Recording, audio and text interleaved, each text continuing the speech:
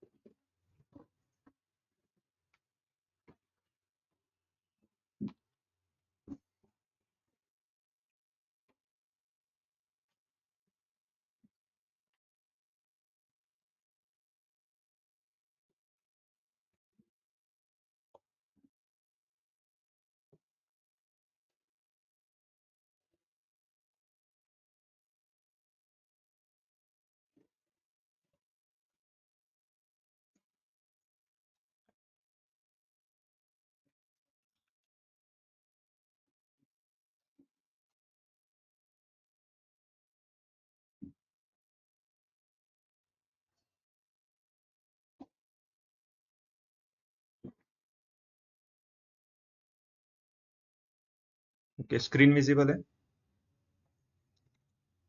Yes, online student. Yes, sir.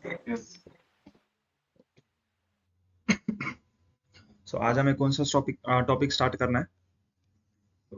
सब query करना है, राइट? तो किसी ने रीड किया है सब क्वेरी के बारे में? यस।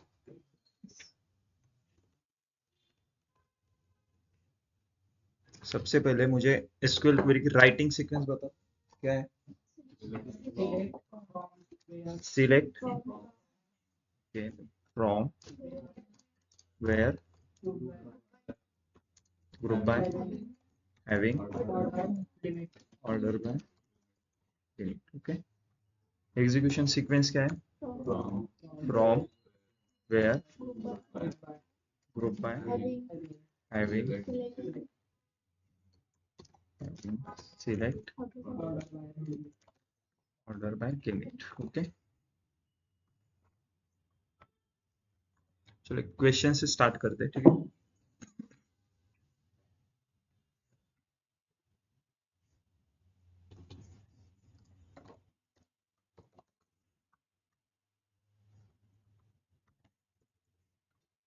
अभी तक हमने जितनी भी क्वेरीज देखी है, जो भी क्वेश्चन देखा था, क्वेरी की स्टार्टिंग कहाँ से कर रहे थे? सिलेक्ट से कर रहे थे। सिलेक्ट के बाद फ्रॉम आएगा, वेयर, ग्रुप बाय, हैविंग। हम इस ऑर्डर को फॉलो कर रहे थे, राइट? और यहाँ पे जितने भी कीवर्ड है, सिलेक्ट, फ्रॉम, वेयर, हर एक क्वेरी में एक ही बार आ रहा था, राइट? लेकिन सब क्वेरी में क्या होता है, एक क्वेरी रहेगी, उसके अंदर एक और क्वेरी आएगी, ठीक है? जैसे मैं यहाँ पे एक एग्जाम्पल लिखता हूँ।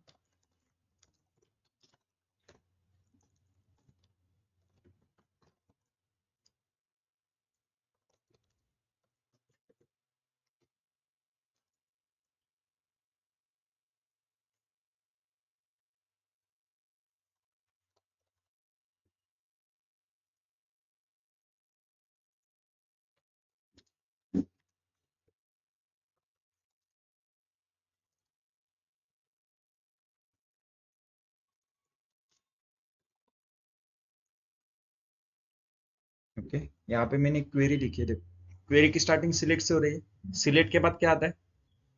सिलेक्ट का फ्रॉम आता है ना। सिलेक्ट के अंदर हम क्या लिखते हैं? Column name. फ्रॉम के अंदर टेबल नेम। वेयर में क्या आता है? कंडीशन आती है। यहाँ पे कंडीशन क्या लिखी है, देखो मैंने, सैलरी ग्रेटर देन, और यहाँ पे मैंने फिर से क्वेरी लिखी है ना, इसको बोलते हैं सब क्वेरी। सब क्वेरी मतलब क्वेरी इनसाइड अनदर क्वेरी। देखो यहाँ पे मैंने सिलेक्ट से फिर से हमारी एक क्वेरी लिखी है, एक क्वेरी एक दूसरे क्वेरी के अंदर लिखी है ना, राइट? इसको बोलते हैं सब क्वेरी। सब क्वेरी लिखने के कुछ वेज है, देखो, वेज टू राइट सब क्वेरी। ओके, फर्स्ट है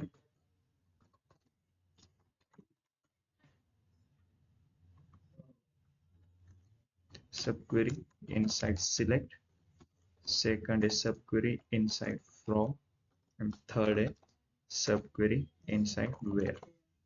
ओके, अब यहाँ पे मैंने ऊपर जो सब क्वेरी लिखी है, कौन से वे से लिखी है? देखो वेयर के अंदर लिखा है ना सब क्वेरी, तो ये कौन सी बेस है? सब क्वेरी इनसाइड वेयर। तो आज हमें सब क्वेरी टॉपिक देखना है जिसमें हम सिर्फ सब क्वेरी इनसाइड वेयर क्लॉज देखेंगे। ओके, बाकी ये जो है जब हमारा विंडो फंक्शन आएगा, सीटी वगैरह आएगा, तब हम देखेंगे। ठीक है, क्वेश्चन से स्टार्ट करते हैं।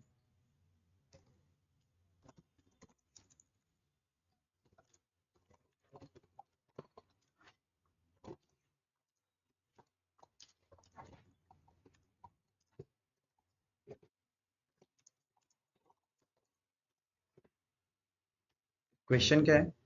Find the employees whose salary is higher than average salary of all employees। इसका मीनिंग क्या है? यस, देखो हमारे पास यहाँ पे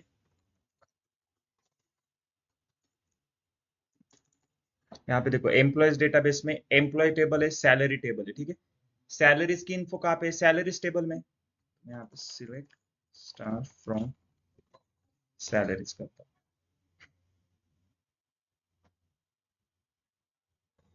ओके, ये सैलरी टेबल है।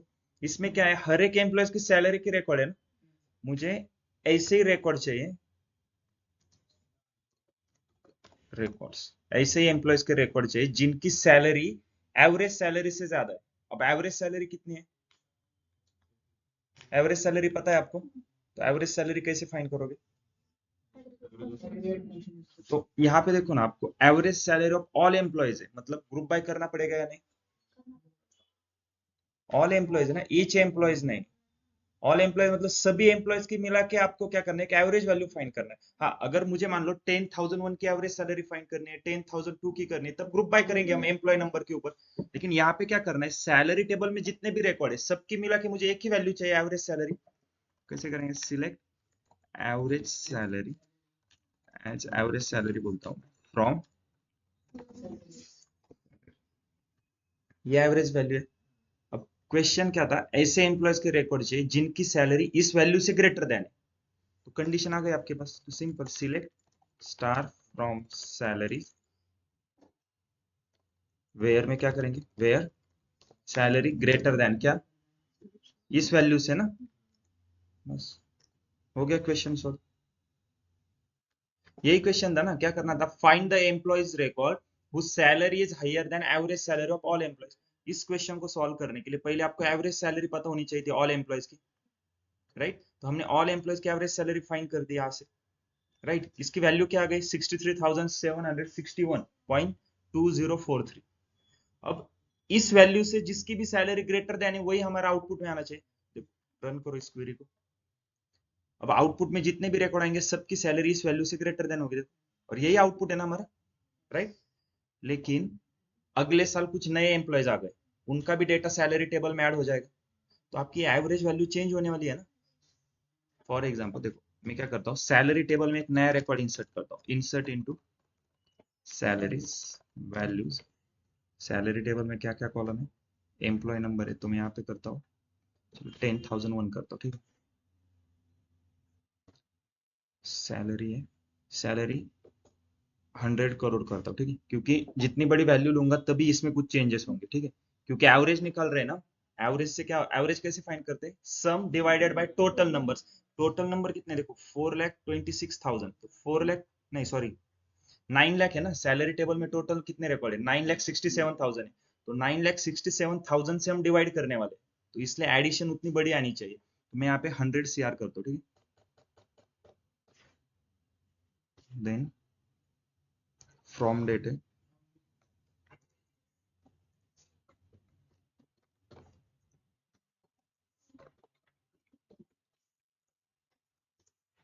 ओके।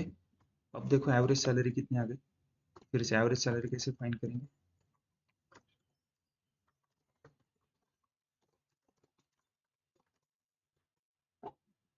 देखो एवरेज वैल्यू चेंज हो गई ना, पहले ये थी, अब 64,000 हो गई। मतलब नए रिकॉर्ड ऐड हो रहे हैं, तो आपकी एवरेज वैल्यू चेंज हो रही है। तो फिर इस क्वेरी को मैं फिर से अगर रन करूंगा तो आउटपुट गलत आ जाएगा ना, क्योंकि अब आपका एवरेज वैल्यू क्या है? 64,000 है। तो ये जो मैंने क्वेरी लिखी थी स्टैटिक हो गई ना। हमेशा मैं इसको रन करूंगा तो ये एक ही आउटपुट देगी मुझे, और वो गलत है ना, क्योंकि मेरा अगर सैलरी टेबल में कुछ नए एम्प्लॉयज के रिकॉर्ड इंसर्ट हो रहे हैं तो हमारी एवरेज वैल्यू चेंज हो रही है। तो एवरेज वैल्यू जब चेंज होगी उस हिसाब से मेरा आउटपुट भी चेंज होना चाहिए। तो इसके लिए देखो मैंने क्या किया था, ये क्वेरी लिखी थी, और जब मैंने क्वेरी पहली बार लिखी थी तो हमारा आउटपुट भी सही था ना।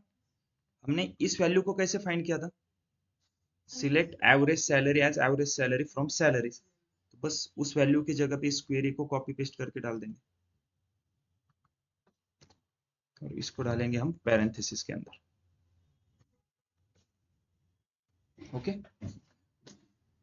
अब हो गए हमारी सब क्वेरी। सीक्वेंस क्या है, सिलेक्ट फ्रॉम वेयर, हमने सीक्वेंस फॉलो किए। वेयर के अंदर हमने सब क्वेरी लिखा है, और उस सब क्वेरी की भी सीक्वेंस देखो, फिर से सिलेक्ट है, फ्रॉम है, फ्रॉम के बाद अगर वेयर रहेगा तो इसके बाद आएगा। राइट, समझ में आ रहा है सब क्वेरी क्या होता है। अब देखो सब क्वेरी में दो पार्ट्स है, एक है आपकी इनर क्वेरी, एक है आउटर क्वेरी। जो पैरेंथेसिस के अंदर है ना वो इनर क्वेरी है, पैरेंथेसिस के बाहर है जो आउटर क्वेरी। अब क्वेरी की एग्जीक्यूशन सीक्वेंस क्या है हमारी एसक्यूएल क्वेरी की, फ्रॉम। तो यहाँ पे देखो दो बार फ्रॉम है ना, सबसे पहले क्या एग्जीक्यूट होगा, क्यों, जो मैथमेटिक्स में देखा होगा ना, पहले ब्रैकेट सॉल्व करके ले लो। पहले आपका ये ब्रैकेट सॉल्व होगा पैरेंथेसिस के अंदर, तो सबसे पहले बैक एंड में कैसे एग्जीक्यूशन होगा, देखो दो क्वेरी है, इनर क्वेरी एक आउटर क्वेरी, सबसे पहले एग्जीक्यूट होगी आपकी इनर क्वेरी। बैक एंड में मैं सिर्फ, अब देखो मैंने इस क्वेरी को सिलेक्ट किया है ना, सिर्फ उसको रन करता हूँ, देखो आपकी एवरेज सैलरी आ गई। अब एक्चुअल बैक एंड में क्वेरी क्या एग्जीक्यूट होगी, select star from salaries where salary greater than 64,794। अब ये तो नॉर्मल क्वेरी हो गई ना। देखो मैंने पूरी क्वेरी सॉफ्टवेयर को पास की, सॉफ्टवेयर क्या करेगा, सबसे पहले इनर क्वेरी को एग्जीक्यूट करेगा, इनर क्वेरी का जो आउटपुट आएगा उसके हिसाब से आउटर क्वेरी फिल्टर आउट होगी। ओके, ये क्लियर है एक पॉइंट। अब सेकंड पॉइंट देखो, आउटपुट में हमें क्या शो होता है जो हम सिलेक्ट के अंदर मेंशन करेंगे, तो यहाँ पे दो सिलेक्ट है ना, तो आउटपुट में क्या शो होगा, आउटर क्वेरी के सिलेक्ट से आउटपुट आएगा, इनर क्वेरी के सिलेक्ट। हमेशा आउटर क्वेरी के सिलेक्ट में आप जो भी मेंशन करोगे आपको वही आउटपुट में शो होगा। अगर मैं पूरे क्वेरी को रन करता हूँ तो देखो स्टार है फ्रॉम सैलरी, मतलब सैलरी टेबल के सभी कॉलम शो होंगे। यहाँ तक किसी को डाउट है, सब क्वेरी समझ में आ रहा है। सब क्वेरी मतलब क्वेरी इनसाइड अनदर क्वेरी, दो पार्ट्स होते हैं, एक inner query and outer query. सबसे पहले कौन सी क्वेरी एग्जीक्यूट होगी, इनर क्वेरी। इनर क्वेरी के आउटपुट के हिसाब से आपकी आउटर क्वेरी फिल्टर आउट होती है। ठीक है, सब क्वेरी के वेज कौन से राइट करने के, सब क्वेरी इनसाइड सिलेक्ट, सब क्वेरी इनसाइड फ्रॉम, सब क्वेरी इनसाइड वेयर। ठीक है, ये तीन वे आप हैविंग में भी सब क्वेरी लिख सकते हो। ठीक है, उसके बाद अब देखेंगे सब क्वेरी के टाइप्स। इंटरव्यू में क्वेश्चन पूछते हैं टाइप्स ऑफ सब क्वेरी।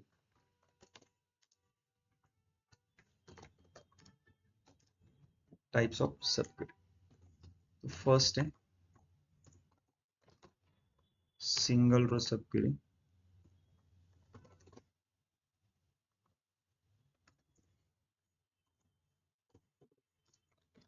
सेकंड मल्टीपल रो सब क्वेरी,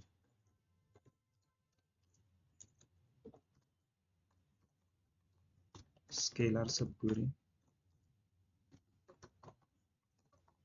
कोरिलेटेड सब क्वेरी एंड नेस्टेड सब क्वेरी। इंटरव्यू में क्वेश्चन आता है टाइप्स ऑफ सब क्वेरी। ठीक है, कौन से टाइप्स है, सिंगल रो सब क्वेरी, मल्टीपल रो सब क्वेरी, स्केलर सब क्वेरी, कोरिलेटेड सब क्वेरी एंड नेस्टेड सब। अब ये जो टाइप है ना सब क्वेरी के, ये इनर क्वेरी के अकॉर्डिंग पड़े। इनर क्वेरी का आउटपुट जो आएगा उसके हिसाब से ये टाइप्स। अगर इनर क्वेरी को रन करने के बाद उसका आउटपुट एक सिंगल रो आ रहा है तो सिंगल रो सब क्वेरी है। इनर क्वेरी का आउटपुट अगर मल्टीपल रो आता है तो मल्टीपल रो सब क्वेरी। स्केलर सब क्वेरी मतलब अगर इनर क्वेरी का आउटपुट एक सिंगल वैल्यू आएगा। अब मुझे बताओ सिंगल वैल्यू आउटपुट में कब आएगा, जब हम एग्रीगेट फंक्शन, एग्रीगेशन का मीनिंग क्या है, मल्टीपल वैल्यू इनपुट में लेगा, आउटपुट में एक सिंगल वैल्यू देगा। तो स्केलर सब क्वेरी मतलब जब इनर क्वेरी का आउटपुट सिंगल वैल्यू आएगा तब उसको हम क्या बोलेंगे, स्केलर सब क्वेरी। कोरिलेट नेस्टेड सब क्वेरी मतलब क्या, इस, अब देखो ये इनर क्वेरी है, ये आउटर क्वेरी है, सब क्वेरी है ना, इस इनर क्वेरी के अंदर यहाँ पे फिर से एक और इनर क्वेरी होगी। यहाँ पे फिर से कुछ वेयर में मैं ऐसे इनर क्वेरी लिखूंगा, यहाँ पे कुछ ऐसे सिलेक्ट करके। अब इस इनर क्वेरी का आउटर क्वेरी कौन सी है, ये आउटर क्वेरी, इस इनर क्वेरी की सबसे पहले कौन सी क्वेरी एग्जीक्यूट होगी? फिर इनर मोस्ट, सबसे अंदर जो क्वेरी रहेगी, मतलब ये पहले एग्जीक्यूट होगी, देन ये क्वेरी एग्जीक्यूट होगी, फिर ये सबसे आउटर क्वेरी है ना, मतलब इन दोनों की क्वेरी का जो आउटपुट आएगा उसके हिसाब से ये क्वेरी फिल्टर आउट होगी, और आउटपुट में आपको क्या शो होगा? जो आउटर क्वेरी के सिलेक्ट के अंदर लिखा है आपने वही शो होगा। ठीक है, कोरिलेटेड सब क्वेरी हम बाद में देखेंगे, पहले देखते हैं सिंगल रो, मल्टीपल रो, स्केलर सब। ठीक है, स्केलर सब क्वेरी तो यही है ना। देखो इनर क्वेरी को अगर मैं रन करता हूँ तो इनर क्वेरी का आउटपुट क्या आता है? सिंगल वैल्यू आ रहा है ना, मतलब ये कौन से टाइप की सब क्वेरी है? स्केलर सब क्वेरी। ठीक है, इसी तरह मॉडल।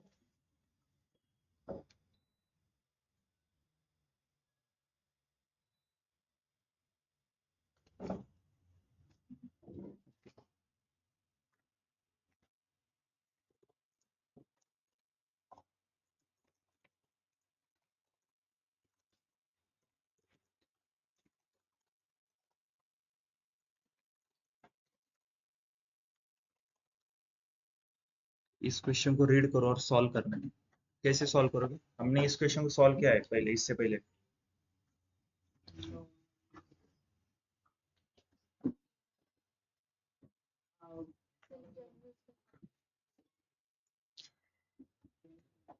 सेल्फ जॉइन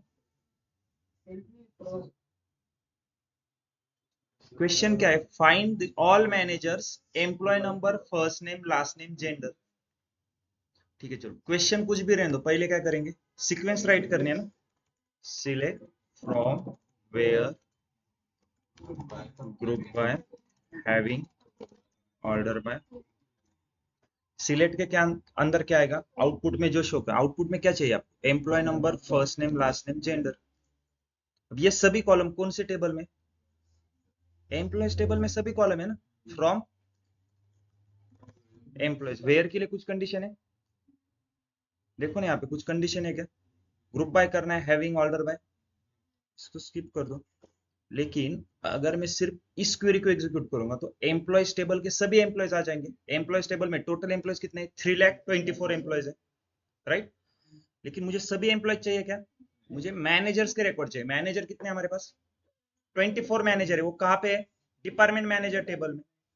तो इन 3,24,000 में से ऐसे 24 एम्प्लॉयज कौन से जो मैनेजर है, आप कैसे फाइंड करोगे? यस,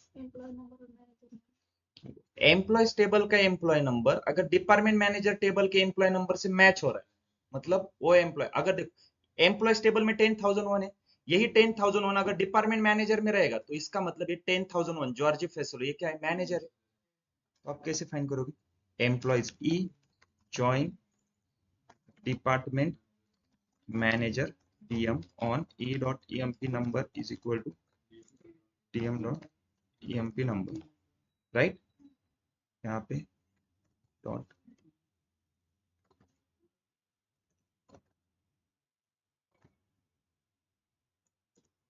देखो 24 एम्प्लॉयज, उनका employee number, first name, last name, gender, यही क्वेश्चन था।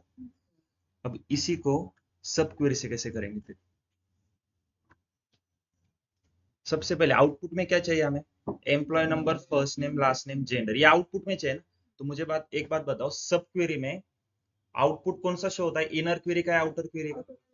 इसका मतलब ये सभी कॉलम आउटर क्वेरी के सिलेक्ट में आएंगे, इतना तो क्लियर है। Select employee number, first name, last name, gender from, क्योंकि ये सभी कॉलम एम्प्लॉयज टेबल में, यहां तक क्लियर है। अब कंडीशन क्या आएगी? आप कैसे फाइंड करोगे उन 3,24,000 में से कौन से 24 एम्प्लॉयज मैनेजर है? कैसे फाइंड करोगे?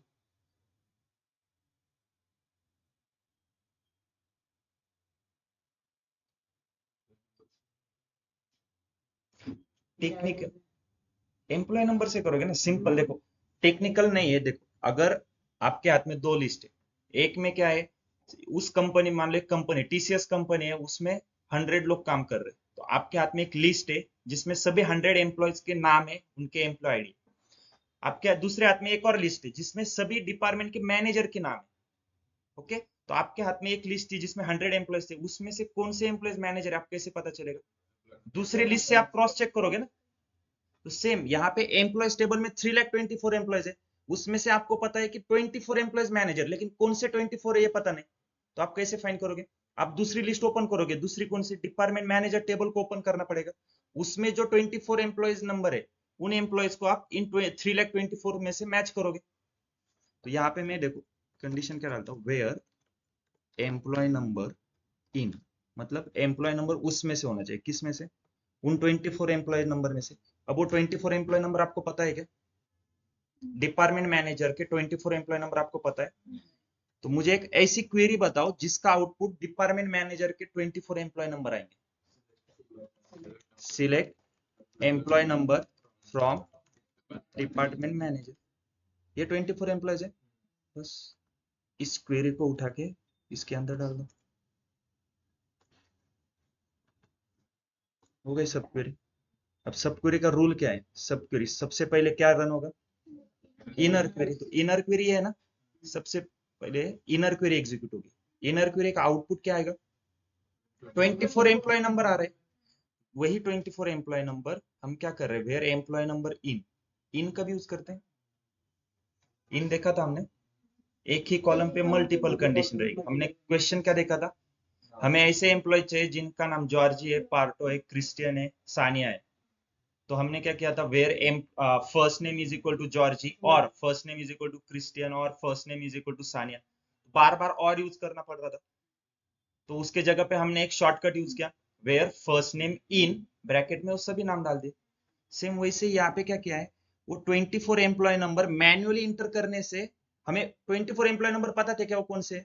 नहीं, अगर पता भी होते तो मैन्युअली एंटर करना पड़ता है हर एक नंबर को, उससे अच्छा है मैंने एक क्वेरी लिखी जिसका आउटपुट 24 एम्प्लॉय नंबर आने वाले। अब सबसे पहले एक क्वेरी रन होगी, इनर क्वेरी रन हो गई, इसका आउटपुट ये आ गया 24 एम्प्लॉय नंबर। अब बैकएंड में ये पूरी क्वेरी हमने पास की है, तो बैकएंड में क्वेरी एक्चुअल क्या होगी, select employee number first name last name gender from employees where employee number in this 24 employee number. अगर मैं पूरी क्वेरीज को रन करता हूँ तो देखो ज्वाइन से जैसे सॉल्व किया था सेम आउटपुट आ रहा है। यस, समझ में आ रहा है सब क्वेरी कैसे यूज करना है? ये कौन से टाइप की सब क्वेरी है? सिंगल रो का है, देखो ना इनर क्वेरी का आउटपुट क्या आ रहा है, मल्टीपल रो आ रहा है ना। अगर आपने थोड़ा और सोचा ना इसके बारे में, तो मल्टीपल रो के और दो टाइप पड़ेंगे, कौन से कौन से? यस बोलो। राइट, मल्टीपल रो सिंगल कॉलम, मल्टीपल रो मल्टीपल कॉलम। अब ये कौन से टाइप की सब क्वेरी है? मल्टीपल रो सिंगल कॉलम है ना, राइट। यही आउटपुट में अगर मल्टीपल कॉलम आ जाते तो मल्टीपल रो मल्टीपल कॉलम, ठीक है। लेकिन देखो इंटरव्यू में जब आपको टाइप्स पूछेंगे ना, इतने बताने, सिंगल रो, मल्टीपल रो, स्केलर सब क्वेरी, कोरिलेटेड सब क्वेरी एंड नेस्टेड सब क्वेरी। उसमें से सबसे इंपॉर्टेंट है स्केलर एंड कोरिलेटेड, इन दोनों का नाम मत भूलना, नहीं तो आप सिर्फ बताओगे सिंगल रो मल्टीपल रो नेस्ट। ये बहुत इंपॉर्टेंट है, स्केलर सब क्वेरी एंड कोरिलेटेड सब क्वेरी। ये क्वेरी क्लियर है क्या?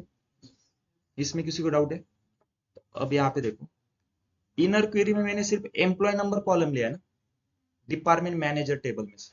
अगर मान लो डिपार्टमेंट मैनेजर में से मुझे एम्प्लॉय नंबर भी लेना है और डिपार्टमेंट नंबर भी लेना है, तो कैसे करेंगे?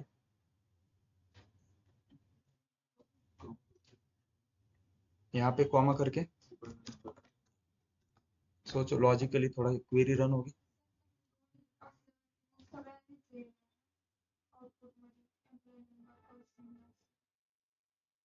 मतलब हाँ। नहीं, पहले मुझे बताओ ये क्वेरी एग्जीक्यूट होगी? क्यों नहीं होगी? नहीं होगी तो रीजन क्या है वो बताओ पहले।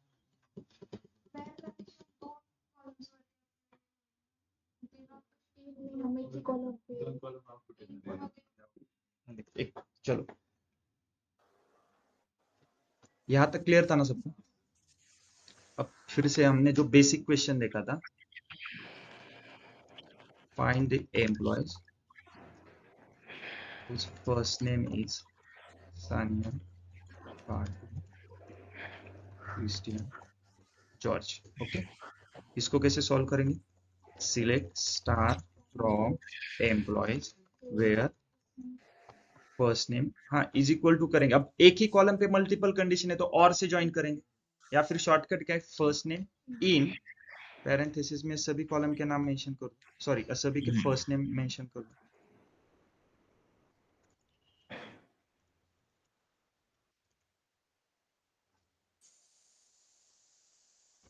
राइट,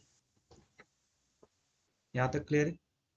अब वेयर में हमने फर्स्ट नेम कॉलम लिया, क्योंकि वेयर में हम क्या करते हैं, कंडीशन लिखते हैं ना, जिस कॉलम के ऊपर कंडीशन है। यहाँ पे फर्स्ट नेम कॉलम के ऊपर कंडीशन थी, तो फर्स्ट नेम को हम किसके साथ कंपेयर करें? फर्स्ट नेम के साथ। यहाँ पे अगर मैं एम्प्लॉय नंबर के साथ कंपेयर करूंगा तो क्वेरी रन होगी या नहीं होगी? क्यों नहीं होगी? क्वेरी रन हो जाएगी ना। देखो क्वेरी रन हो रही है, सॉफ्टवेयर को कुछ लेना देना नहीं है कि ये वैल्यू फर्स्ट नेम कॉलम है या नहीं है। वो सिंपल क्या करेगा, एम्प्लॉय टेबल को पहले फ्रॉम एग्जीक्यूट होगा, एम्प्लॉय टेबल को ओपन करेगा, फ्रॉम के बाद वेयर एग्जीक्यूट होगा, वेयर में वो क्या करेगा, सिर्फ फर्स्ट नेम कॉलम को देखेगा और उस कॉलम में क्या वैल्यू फाइंड करेगा, वो 10,001। उसको 10,001 मिल रही है क्या? आउटपुट क्या आ रहा है? नल। नल। यहाँ पे मैं डिपार्टमेंट नंबर भी दूंगा D001, उसको ये वैल्यू मिल नहीं रही ना फर्स्ट नेम कॉलम में, क्योंकि फर्स्ट नेम कॉलम में हमने फर्स्ट नेम स्टोर किया है, क्योंकि हमारा डेटा कौन सा है, रिलेशनल डेटाबेस है ना, स्ट्रक्चर फॉर्मेट में है। तो हमने क्या किया है, पहले प्रॉपर डेटाबेस को ऑर्गेनाइज किया है ना, फर्स्ट नेम कॉलम में सभी के नाम ही आएंगे। तो यहाँ पे अगर मैं शुभम नाम डालता हूँ तो आउटपुट आएगा, फर्स्ट नेम डाल रहा हूँ ना, नल आएगा, क्योंकि शुभम नाम भी नहीं है ना हमारे पास। तो यहाँ पे हम एक कॉलम को एक ही वैल्यू से कंपेयर कर रहे हैं ना, तो इसमें एम्प्लॉय नंबर को कंपेयर कर रहे हैं।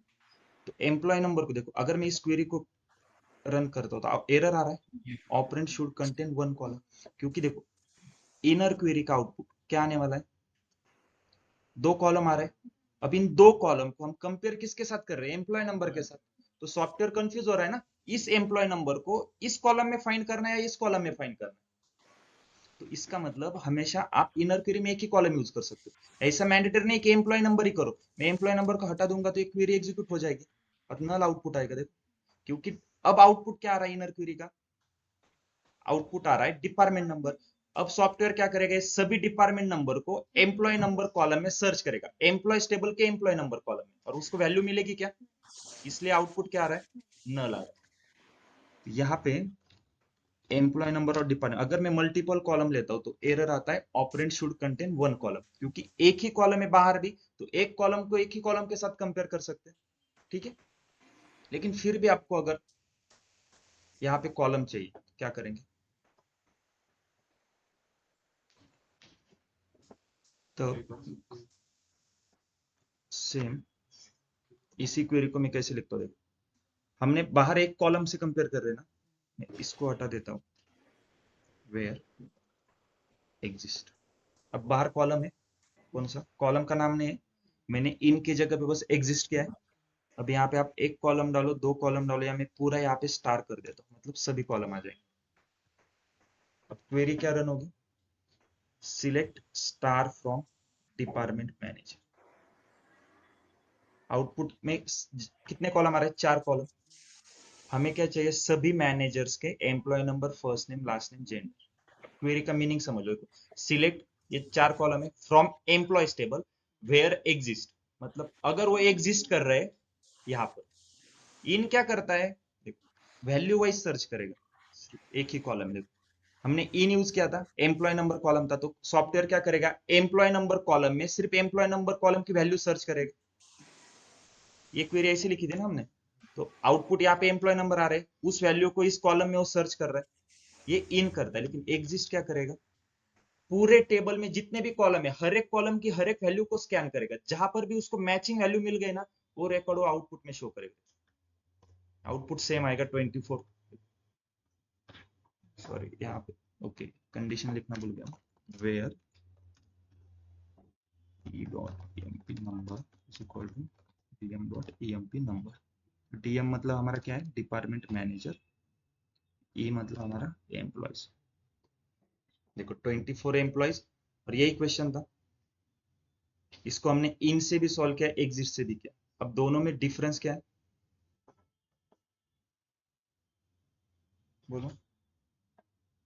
सिर्फ कॉलम को चेक करता है और एग्जिस्ट पूरा कंपेयर इन क्या करेगा, कॉलम वाइज सर्च करेगा, क्योंकि हमने बाहर क्या किया था, उसको कॉलम दिया था ना, इनिशियल इनपुट दिया था।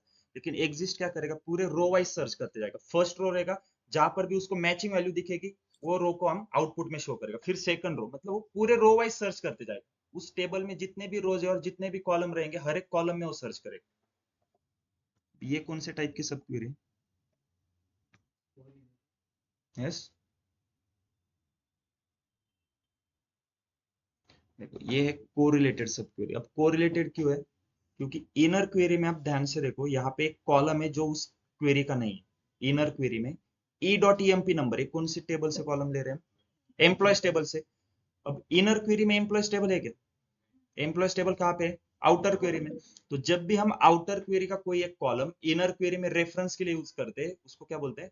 कोरिलेटेड सब क्वेरी। यहाँ तक क्लियर है? कोरिलेटेड सब क्वेरी मतलब आउटर क्वेरी का कोई भी एक कॉलम इनर क्वेरी में हम रेफरेंस के लिए आप यूज किया है ना। मुझे कंडीशन क्या डालनी थी, एम्प्लॉयज टेबल का एम्प्लॉय नंबर कहाँ पे मैच करना था? डिपार्टमेंट मैनेजर टेबल के एम्प्लॉय नंबर के साथ मैच करना था। तो ये e.emp नंबर हमने कहाँ से लिया है? आउटर क्वेरी से लिया है ना। तो आउटर क्वेरी का एक कॉलम इनर क्वेरी में जब हम रेफरेंस के लिए यूज करेंगे, उसको क्या बोलेंगे? कोरिलेटेड सब क्वेरी। सिंगल रो मतलब क्या? इनर क्वेरी का आउटपुट सिंगल रो जब रहेगा वो सिंगल रो सब क्वेरी। मल्टीपल रो मतलब इनर क्वेरी का आउटपुट मल्टीपल रो आना चाहिए। कोरिलेटेड सब क्वेरी मतलब वो आउटर क्वेरी का कोई भी एक कॉलम इनर क्वेरी में हम रेफरेंस के लिए यूज कर रहे हैं, उसको क्या बोलेंगे? कोरिलेटेड सब। स्केलर सब क्वेरी मतलब अगर इनर क्वेरी का आउटपुट एक सिंगल वैल्यू आ रहा है, इन शॉर्ट इतना याद रखो, अगर इनर क्वेरी में हमने एग्रीगेट फंक्शन यूज किया है ना, तो स्केलर सब क्वेरी। राइट, क्वेश्चन लेते हैं।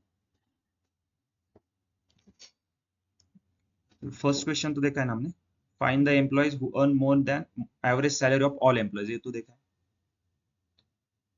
ओके, इसको देखते हैं। Find the employees who work in a same department as George Facello. Okay, list of the employees whose salary is greater than the salary of employees। चलो इसको लेते पहले।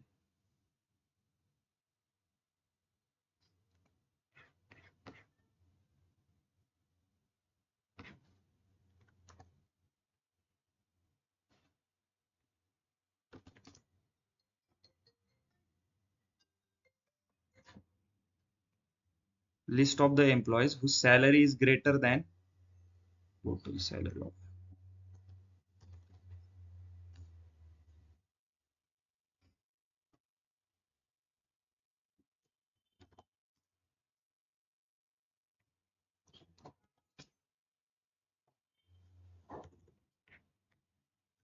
ओके, क्वेश्चन क्या है? List of the employees whose total salary greater than total salary of employee number 10,000, मतलब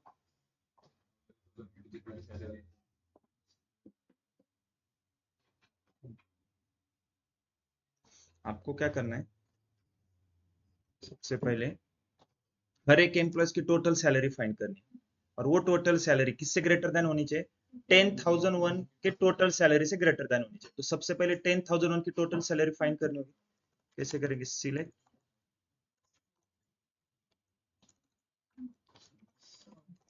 sum of salary from salaries where employee number is equal to 10,001।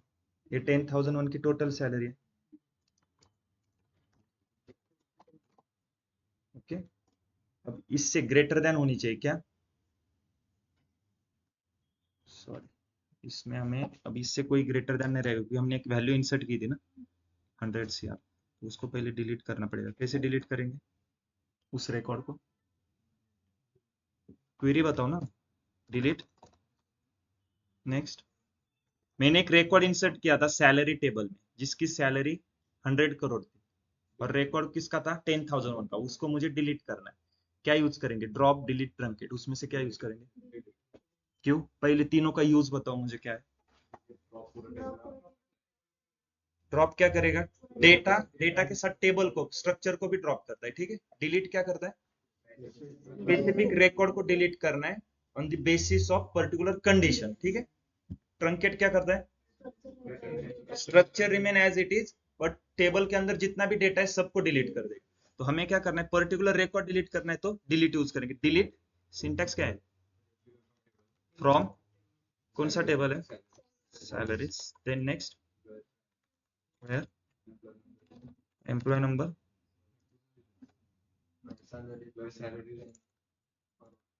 Salary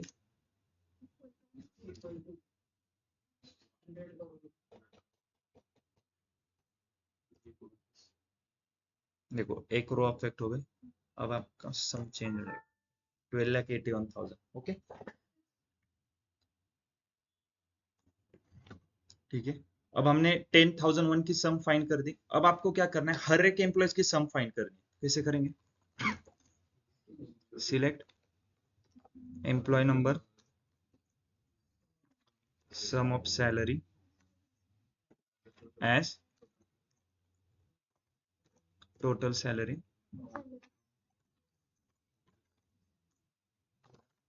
salaries. Condition क्या आएगी? बोलो। Then group by. ये हर एक employees की total salary है। आपको क्या करना था? 10,001 से ग्रेटर देन वाली चाहिए, मतलब 12,81,000 से ग्रेटर देन। उसमें 10,002 भी नहीं आएगा, 3 नहीं, 4 नहीं, 5 नहीं।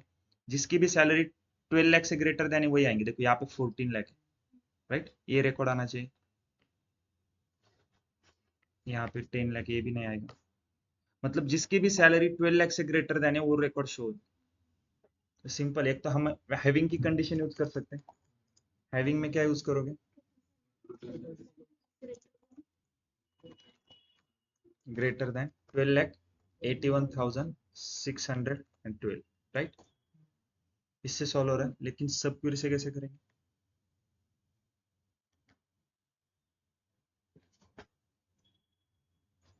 इसको सब क्वेरी से कैसे करेंगे? चलो अब देखो सब क्वेरी में यहाँ पे 10,001 की टोटल सैलरी क्या आ रही है? 12,81,000। क्योंकि मान लो 10,001 ने वो 17 साल तक काम किया तो उसके 17 रिकॉर्ड से नेक्स्ट ईयर उसकी फिर से सैलरी इंक्रीज होने वाली होती है, एक नया रिकॉर्ड आएगा तो ये सम भी चेंज हो जाएगी। तो स्टैटिक क्वेरी होगी ना, डायनामिक कैसे बनाएंगे?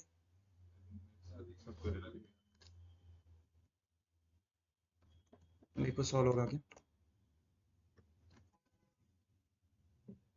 सबसे पहले क्या करेंगे? इनर क्वेरी एग्जीक्यूट हो जाएगी। इनर क्वेरी क्या है? ओके इसका आउटपुट देखो क्या आ रहा है। मतलब ये कौन से टाइप की सब क्वेरी है? स्केलर सब क्वेरी है ना, एग्रीगेट फंक्शन यूज किया है, स्केलर सब क्वेरी, राइट? तो सबसे पहले इनर क्वेरी एग्जीक्यूट होगी, उसका आउटपुट क्या आ रहा है? 12। अब मान लो 10,000 का एक नया रिकॉर्ड भी आ गया ऐड होके नेक्स्ट ईयर, तो भी हमारी क्वेरी सही आउटपुट देगी उसको रन करने के बाद। ओके क्वेश्चन समझ में आ गया कैसे सॉल्व किया इसको? नेक्स्ट क्या है क्वेश्चन? डिस्प्ले डिपार्टमेंट में their highest average salary is paid. Okay, find the employees who earn the highest salary. Okay बाकी के तो होमवर्क के लिए हमने फर्स्ट और थर्ड क्वेश्चन सॉल्व किया है। बाकी सेकंड, फोर्थ, फिफ्थ, सिक्स इसको होमवर्क के लिए रखो, ठीक है? मैं सेंड कर देता हूँ या फिर आप वीडियो से फोटो निकाल लो, ठीक है? वीडियो अपलोड कर दूंगा या ग्रुप पे मैं क्वेश्चन सेंड कर दूंगा, उससे आप सॉल्व करो। यहाँ तक क्लियर है सबको?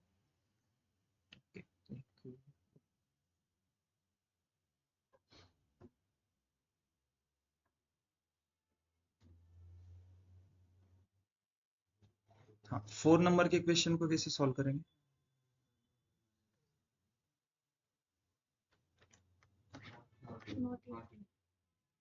Yes. Find the employees who have never worked as a manager. मतलब select star from employees where employee number not in. किस में नहीं होना चाहिए? Select employee number from department manager. Right? 24 को छोड़ के आउटपुट में कितने आने चाहिए? 3 लाख, क्योंकि 3,24,000 टोटल है, उसमें से 24 मैनेजर है। हमें क्या चाहिए? जो मैनेजर नहीं है वो चाहिए। 3 लाख एम्प्लॉयज इधर। क्लियर है? बाकी अब 3 क्वेश्चन बचे, उसको आप घर पे सॉल्व करो, मैं ग्रुप पे सेंड कर देता हूँ तीनों क्वेश्चन। ठीक, यहाँ तक किसी को डाउट है कुछ?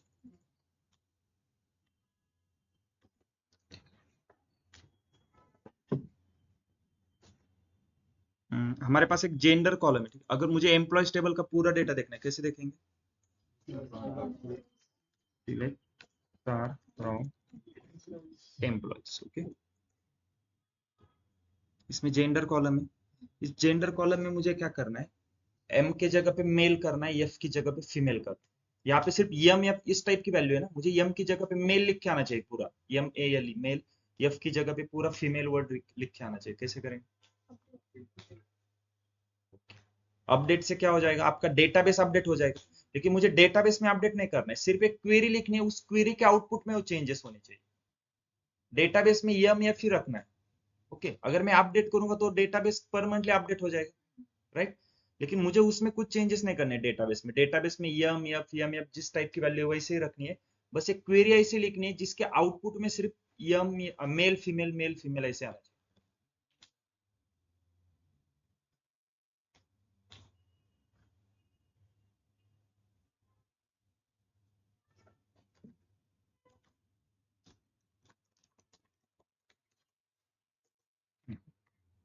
तो कैसे सॉल्व करेंगे? Simple, select employee number, first name, last name. Okay, condition कौन सी कॉलम के ऊपर है? जेंडर के ऊपर है, तो जेंडर कॉलम के ऊपर हम केस स्टेटमेंट लगाएंगे। केस व्हेन सिंपल इंग्लिश का सेंटेंस है, देखो, when gender is equal to M, then क्या चाहिए? Then male. एल्स क्या आना चाहिए? फीमेल आना चाहिए ना। कंडीशन लिखिए ना, व्हेन अगर जेंडर इज इक्वल टू यम रहेगा तो जहां पर भी यम है वहां पे क्या आएगा? मेल। और जेंडर इज इक्वल टू यम नहीं आएगा, मतलब एल्स में जाएंगे ना, और एल्स में क्या आ जाएगा? फीमेल। या फिर एल्स की जगह पे आप सिंपल ऐसे भी लिख सकते हो, when gender is equal to F, then female. और हमेशा याद रखो, जब भी आप केस स्टेटमेंट स्टार्ट करोगे तो उसको एंड करना पड़ता है। तो यहाँ पे मैंने एंड किया। अब ये पूरा, ये सभी 4 लाइन मैंने कहाँ पे लिखी है? सिलेक्ट के अंदर लिखी है ना, मतलब एज अ कॉलम करके आएगा ये। तो इसको मैं एक नाम देता हूँ, एज जेंडर। अब सिलेक्ट हो गया, सिलेक्ट के बाद क्या आता है? फ्रॉम। फ्रॉम में टेबल नाम का नेम लिखो, देखो, male female male male female. Clear है? मतलब लॉजिकल क्वेश्चन रहेंगे ना, इफ इसके जगह पे ये चाहिए, नहीं तो देन ये, तब हम क्या यूज करेंगे? Case state. इसमें एक ही कंडीशन थी, अगर जेंडर यम है तो मेल चाहिए, नहीं तो फीमेल। एक ही कंडीशन है। इसको हम इफ एल्स से भी सॉल्व कर सकते हैं। देखो, simple, select employee number, first name, last name. Okay, if gender is equal to M, comma male, comma female. अब इसको कैसे रीड करते? देखो, if gender is equal to male, मतलब ये कंडीशन है, ये अगर ट्रू रहेगी तो आउटपुट क्या आएगा? मेल। फॉल्स रहेगी तो एल्स फीमेल आ जाएगा। तो इसको रीड कैसे करेंगे? If gender is equal to male M, then male, else female. इसको भी हमने सिलेक्ट के अंदर लिखा है, तो इसको मैं नाम देता हूँ एज से जेंडर नाम कर, फ्रॉम। अगर सिर्फ एक कंडीशन रहेगी तब ये करना है। ओके, अगर मल्टीपल कंडीशन रहेगी तो तब केस स्टेट। एक और क्वेश्चन लेते हैं, देखो, आपको क्या करना है? सभी एम्प्लॉयज की, हर एक एम्प्लॉयज की टोटल सैलरी फाइंड करनी है। सबसे पहले क्या करेंगे? एग्रीगेट फंक्शन सम यूज होगा, ग्रुप बाय करना पड़ेगा क्योंकि हर एक एम्प्लॉयज की करनी है। अब कंडीशन क्या है? देखो, if total salary greater then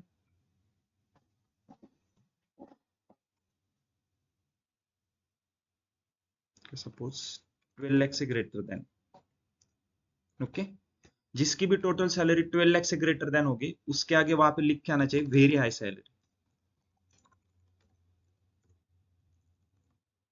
okay, अगर टोटल सैलरी ग्रेटर देन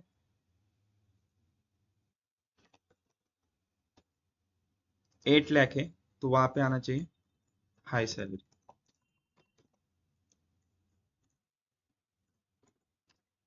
अगर total salary greater then 6 lakh है तो आएगा मीडियम सैलरी। ओके, और लास्ट में जिसकी भी सैलरी 6 लाख से कम होगी टोटल सैलरी, वहां पे आएगा लो सैलरी। कैसे करेंगे? सिलेक्ट, बोलो, employ number, first name last name, सिर्फ मुझे टोटल सैलरी चाहिए तो टोटल सैलरी ले लो, sum of total salary from salaries, ये है ना। लेकिन एक थर्ड कॉलम चाहिए मुझे। देखो आउटपुट में पहला कॉलम आएगा एम्प्लॉय नंबर का, उसके आगे उसकी टोटल सैलरी, अब उसके आगे मुझे सैलरी रेंज भी डिसाइड करनी कि हाई सैलरी है, वेरी हाई सैलरी। तो एक थर्ड कॉलम आएगा जिसमें हम केस लगाएंगे। कौन से कॉलम के ऊपर केस लगाओगे? Total, when total salary greater then 12 lakh, then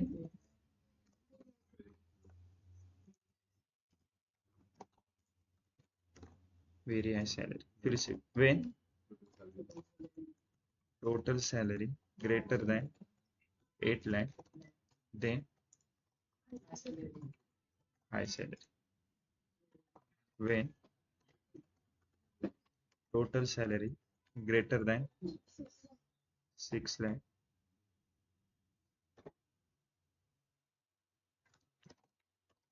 then medium salary. Last में एल्स कर दो। इसको भी हम वेन में लिख सकते हैं या फिर सीधा एल्स कर दो। टोटल सैलरी ग्रेटर, नहीं सॉरी, एल्स में सीधा लो सैलरी कर।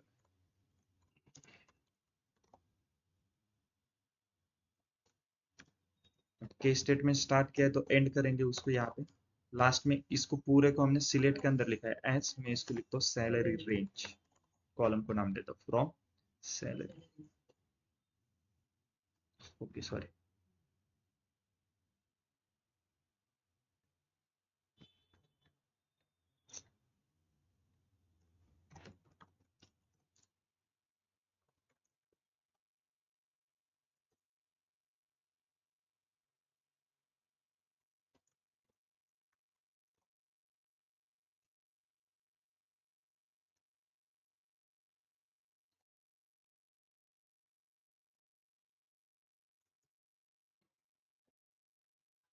आउटपुट क्यों नहीं आ रहा था? कोई बताएगा मुझे? एरर क्या आ रहा था? अननोन कॉलम टोटल सैलरी, क्यों?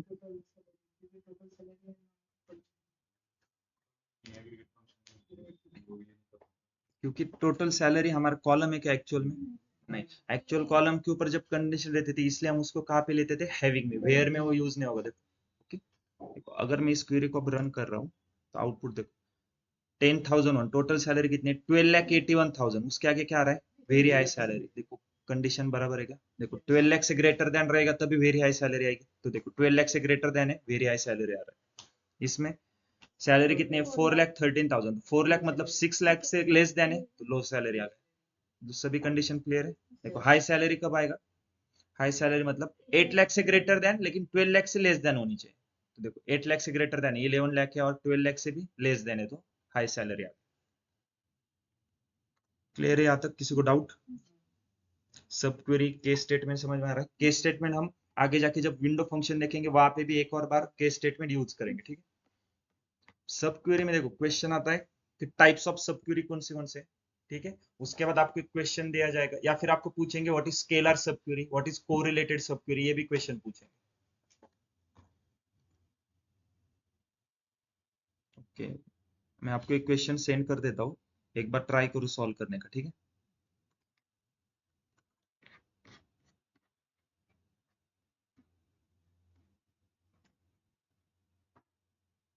ओके, आज के लेक्चर में किसी को डाउट है कुछ?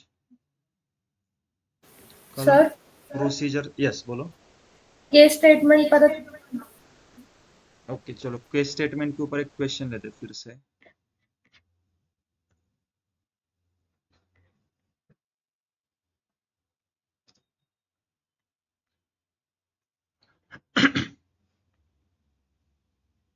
चलो एक सिंपल क्वेश्चन लेते हमारे पास 3,24,000 एम्प्लॉयज है, उसमें से जो एम्प्लॉयज मैनेजर है ना उसके आगे लिख के आना चाहिए मैनेजर, जो मैनेजर ने उसके आगे सिंपल लिख के आना चाहिए employ.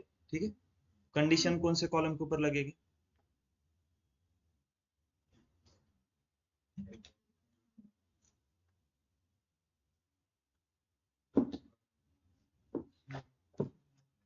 Select employee number, first name,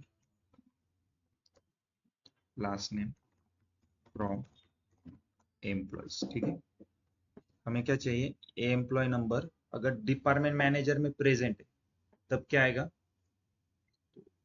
इसके लिए एक मिनट, डिपार्टमेंट मैनेजर है, एम्प्लॉय है, ठीक है।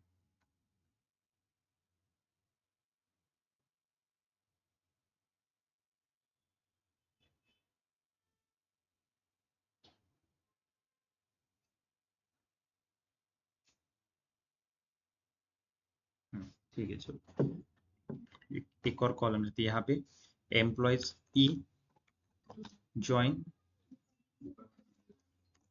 Department manager DM. ओके, पे करता हूँ मैं लेफ्ट ज्वाइन। अब इसका रीजन बताना है मैंने लेफ्ट ज्वाइन क्यों किया है। On dot EMP number equal to, देखो 3 कॉलम आएंगे आउटपुट में, employee number, first name, last name. एक और कॉलम चाहिए जिसमें ये पता चलेगा वो एम्प्लॉय है या मैनेजर है। तो case statement, case when E dot EMP number is equal to DM dot EMP number, then क्या आना चाहिए? वो मैनेजर है, मैनेजर। एल्स क्या आएगा? एम्प्लॉय। केस स्टेटमेंट को एंड कर दो एज स्टेटस। ठीक है,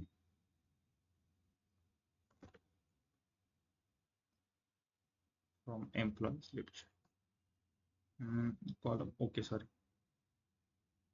यहाँ पे डॉट ईएमपी नंबर।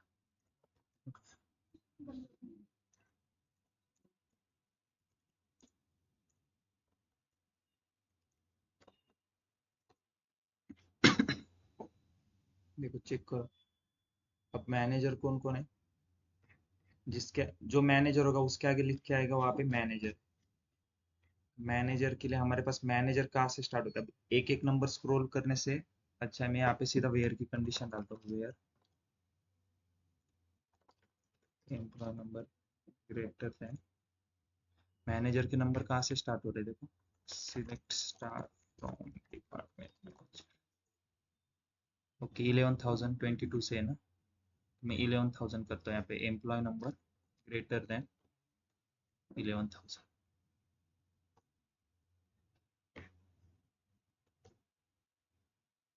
देखो 11,001, ये सभी इसके ऊपर भी 10,001 से लेके यहाँ तक सभी क्या है? एम्प्लॉय। जैसे मैनेजर दिखेगा, सॉरी 11,000 है तो 1 लाख था ना, कितना है?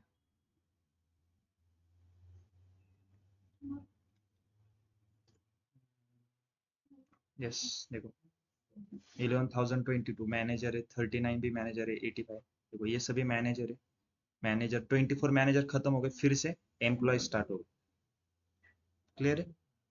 देखो इसमें क्या है, अब ये क्वेश्चन मैंने भी पहली बार सॉल्व किया, लेकिन ऐसा नहीं है कि आपको हर एक क्वेश्चन आना ही चाहिए सॉल्व करना। हमने क्या किया, बस स्टेप फॉलो किए, सिलेक्ट फ्रॉम सीक्वेंस फॉलो की। उसके बाद पता था कि क्वेश्चन कंडीशन कौन से कॉलम के ऊपर है, कंडीशन कहाँ पे थी? अगर एम्प्लॉय नंबर एम्प्लॉय टेबल के एम्प्लॉय नंबर डिपार्टमेंट मैनेजर के एम्प्लॉय नंबर से मैच हो रहा है, देन उसके आगे मैनेजर लिख के आना चाहिए, एल्स एम्प्लॉय आएगा। और ये पूरा हमने सिलेक्ट के अंदर लिखा है तो इसलिए उसको एंड करके एक नाम दे दिया उस कॉलम। तो देखो कॉलम का नाम भी ईएमपी स्टेटस आएगा, राइट? अब क्लियर है सबको? लॉजिकल स्टेटमेंट मतलब जैसे इफ ये रहेगा तो ये आना चाहिए, इस टाइप के जब क्वेश्चन रहेंगे उसको हम सॉल्व करेंगे केस स्टेटमेंट्स। ठीक है, अब लेफ्ट जॉइंट की यूज क्या है आपको पता? अगर इनर जॉइंट यूज करता तो सभी के सामने मैनेजर ही लिख के आता ना। देखो 24 एम्प्लॉयज, इनर जॉइंट का मतलब क्या है? दोनों में कॉमन। मुझे क्या चाहिए था? सभी एम्प्लॉय चाहिए थे, 3,24,000 चाहिए थे, उसमें से जो 24 है उसके आगे लिख के आ जाएगा मैनेजर, वो इसलिए लेफ्ट ज्वाइन किया। ये क्वेश्चन राइट ज्वाइन से सॉल्व कर सकते हैं क्या? क्यों नहीं कर सकते? टेबल की पोजीशन चेंज कर दो, राइट ज्वाइन यूज कर दो। मैंडेटरी क्या है? एम्प्लॉय टेबल से पूरा डेटा चाहिए, तो उसको अगर लेफ्ट साइड में रखोगे तो लेफ्ट ज्वाइन यूज करो, इस एम्प्लॉय टेबल को राइट साइड में रखेंगे तो राइट ज्वाइन यूज करो। ओके,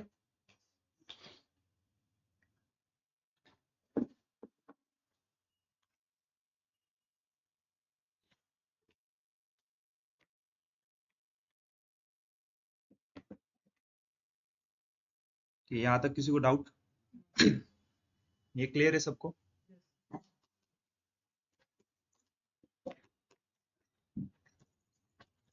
कल के लेक्चर में हमें एक टॉपिक स्टार्ट करना है, उसका नाम है स्टोर रूटीन। ठीक है, इसका इंट्रोडक्शन देख लेते हैं आज सिर्फ। ओके, स्टोर रूटीन मीनिंग बताना है मुझे, स्टोर का क्या मीनिंग है और रूटीन का क्या मीनिंग है, सिंपल।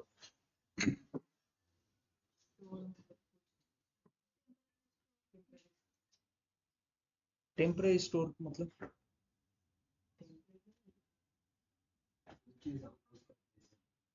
हाँ, उसको तो रूटीन बोलेंगे ना, जैसे डेली शेड्यूल है आपका, वो रूटीन हो गया। लेकिन स्टोर का मतलब, स्टोर मतलब क्या? सिंपल, जो डेटा दूसरा है उसको स्टोर कर। टेक्निकल की बात ही नहीं कर रहा हूं मैं, सिर्फ स्टोर वर्ड का मीनिंग पूछ रहा हूँ आपको, मराठी में हिंदी में बता। आप कलेक्ट करके रख रहे हैं आप, राइट? यहाँ पे अगर मान लो मुझे हर एक एम्प्लॉय की टोटल सैलरी फाइंड करनी, फिर से एग्रीगेट फंक्शन सम आएगा, ग्रुप बाय करना पड़ेगा।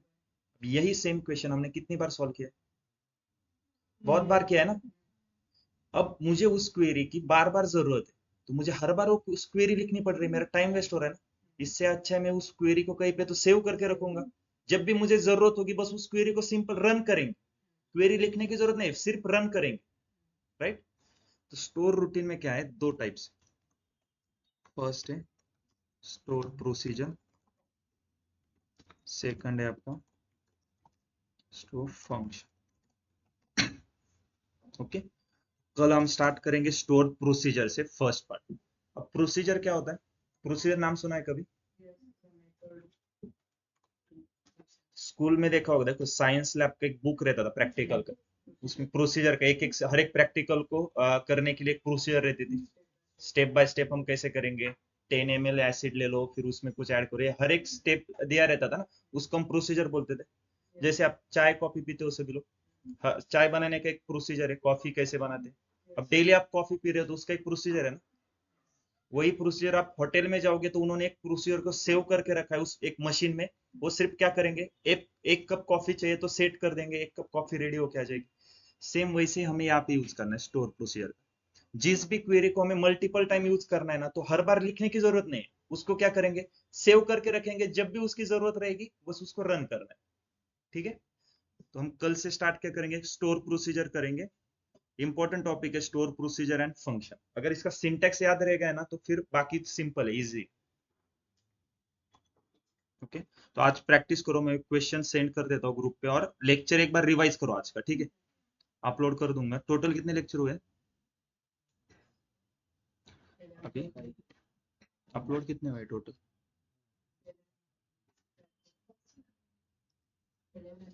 11।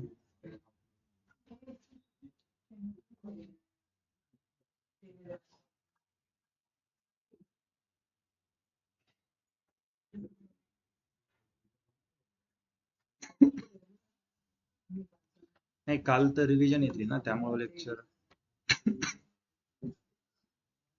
ऑनलाईनची फक्त एकदा अटेंडन्स शेअर करून द्या मला.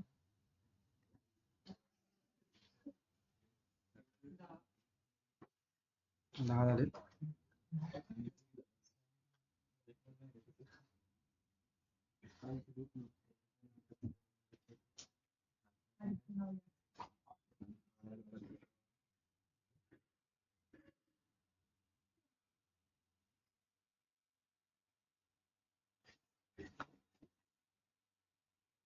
लास्ट लेक्चर कोणतं आहे, नाव काय लेक्चरचं? लास्ट लेक्चरचं युट्यूबला जे अपलोड केलंय लास्ट लेक्चर, लेक्चर नंबर 10.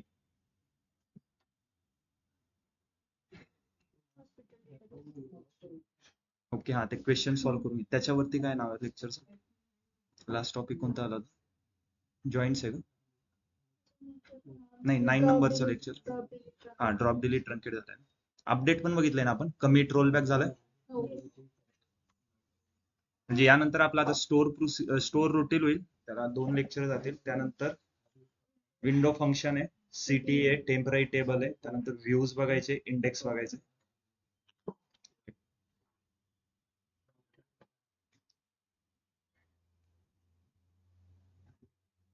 ठीक आहे. ओके, ऑनलाईन स्टुडंट लिव्ह केलं तरी चालेल ना? ठीक आहे. एकदा लेक्चर रिवाइज करा आज सर्वांनी, इम्पॉर्टंट लेक्चर आहे आजचं.